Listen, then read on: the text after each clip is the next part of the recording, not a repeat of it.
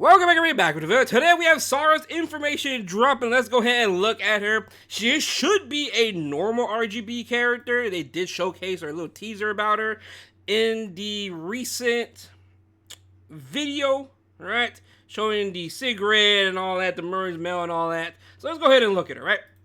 This is going to be her S3 animation. Now we do know that, of course, she is a older character, and that looked like a damage skill. Okay, so she is going to be a Ranger Earth character. I mean, who expected that, to be honest? I mean, we knew that coming in there just because of a Saria, technically, right? I would not have seen her anything else. Watch them pull, like, made her fire instead, like they did Teiyu. People thought Teiyu was going to be fire, but bro was, what, ice? So, all right, let's go look at her skills real quick.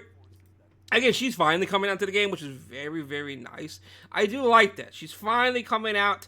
We are getting some characters that are over. That means we potentially can get... Is it SETSUKA? It's a character from the Diane story.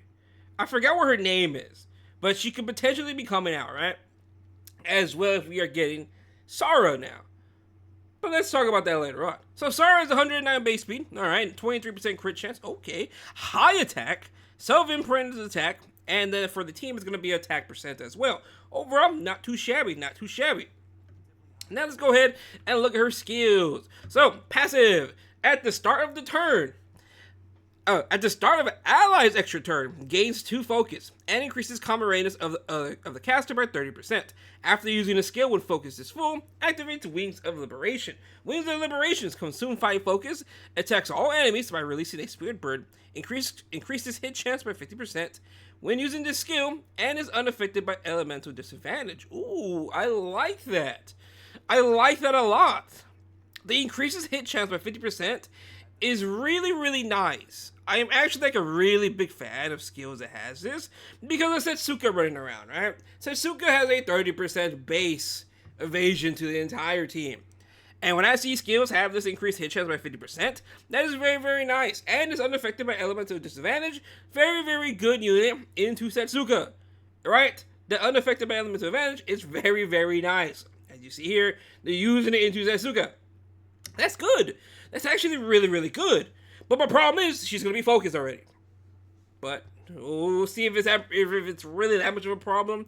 In terms of arena and guild war, it shouldn't be that big of a problem. But when it comes to RTA purposes, if they just pick like Saria, SPP, this character is going to be taking a big old hit. Now I know free run exists, but that means you have to guarantee to run free run and this character together, which isn't that bad of a deal, but we'll see. And then you need a character with extra turns. I mean, Conquer Lilius is fine. I mean, I guess you could do Renok if you really want to, but I mean, you could do Renok as well. That's actually not that bad, actually. The more I think about it, Renok is not that bad because, again, she's unaffected by elemental advantage. So, like, it doesn't matter. She's just a character that's light and dark, basically, at this point, because her damage, she's always going to be hidden. She's never going to miss on fire now, so I like this. You know what? I like this character.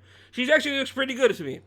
Conquer Lilius, Renak. I'm trying to think who else has extra mid as well. Yeah, actually, you know what? This character's pretty good.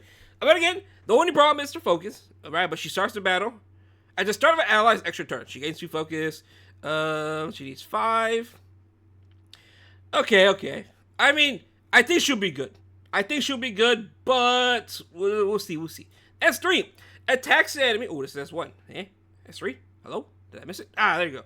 S3. By kindling the light of hope, grants invincibility to all allies for 1 turn and increased attack for 2 turns. Oh. Wait a minute. Oh. And she gains refocus from this. Okay. I like this. Okay. She's protecting the team as well.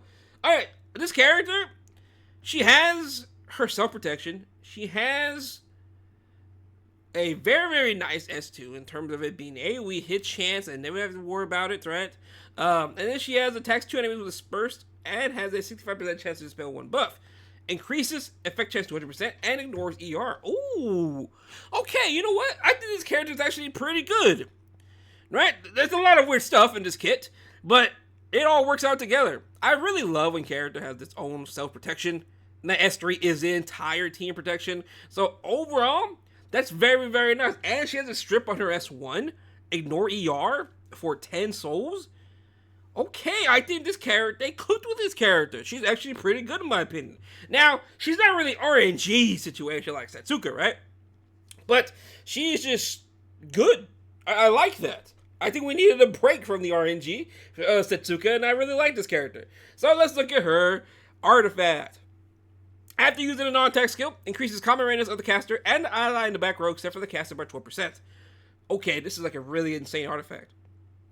After using a non-attack skill, increases common range of the caster and the ally in the back row except for the caster by 24%. Okay, that is insane. She rips S3, unit in the back, gets pushed up by 24%. Wait a minute, this is like Giga OP. Wait, this is actually really good. Okay, I like this character. I'm really digging this character. Oh man, they're really trying to drain our bookmarks because again, Cigarette is potentially coming out sometime in December, right? Because a new side story is coming out. We don't know if there's any other character they're gonna be releasing after Saria. Maybe we'll see. Right? They can release one more if they really want to. But overall, I am actually digging this character quite a bit. I'm really loving her. My only complaint would be that she's just focused. Focus units, in my opinion, are always getting the short end of the stick besides Afternoon Soak Flan. She's like the only exception in terms of like focus characters being good. So we'll see how Saria is. I think she'll be fine. I think she'll perform well. But like I did say earlier, SPP, Solitaria, this character doesn't have an S2. That's my biggest problem.